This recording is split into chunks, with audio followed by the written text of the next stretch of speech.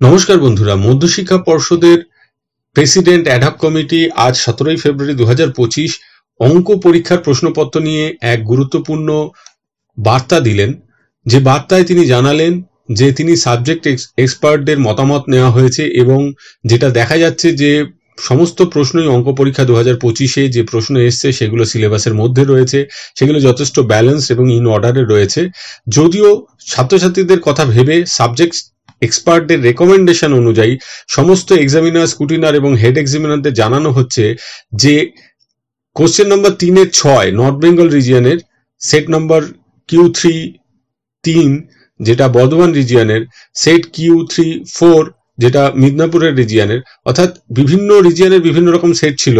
তাতে question number 3-এর একটি প্রশ্ন নিয়ে এবং কোশ্চেন নম্বর 15-র 2 নম্বর প্রশ্নটি, যেটি সব রিজিয়নের ক্ষেত্রে একই ছিল, এর ইভ্যালুয়েশন করার সময় স্টুডেন্টদের যথেষ্ট সুবিধা দেওয়া হবে যদি তারা সমস্ত স্টেপগুলো সঠিকভাবে নিয়ে থাকে, পদ্ধতিগতভাবে যদি সঠিক থাকে।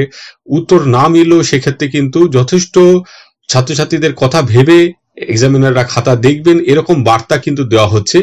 ফলে এই বার্তার জন্য সরাসরি যদিও কোনো নাম্বার দিয়ে দিতে বলা হয়নি যে অ্যাটেম্প্ট করলেই নাম্বার পাবে, এখনো পর্যন্ত সেরকম কোনো বার্তা পাওয়া যাচ্ছে না। কিন্তু যেটা বার্তা পাওয়া যাচ্ছে যে এই ডিরেকশনটা যাবে যে দুটি প্রশ্নের ক্ষেত্রে অন্তত স্টুডেন্টদের স্বার্থ দেখা হবে এবং তারা যদি প্রশ্নটি অ্যাটেম্প্ট করে পদ্ধতি এবং যে স্টেপসগুলো নেওয়ার কথা সেগুলো যদি সঠিকভাবে নিয়ে থাকে তাহলে তাদের কিন্তু সুবিধা দেওয়া হবে। এক্ষেত্রে ঠিক কী রকম সুবিধা দেওয়া হবে সেটা এতটা খোলাখুলি বলা হয়নি। নিশ্চয়ই এক্সামিনারদের যারা ম্যাথ পরীক্ষার খাতা দেখবেন, এক্সামিনার হবেন স্কুটিনার বা হেড এক্সামিনার, তাদের কাছে স্পষ্ট বার্তা যাবে এই দুটো প্রশ্নের ক্ষেত্রে কিছুটা ছাড় পাওয়া যাবে, এই বার্তায় এসছে। সকলের সাথে বার্তাটি শেয়ার করলাম। সকলে ভালো থাকবেন, সুস্থ থাকবেন, ধন্যবাদ।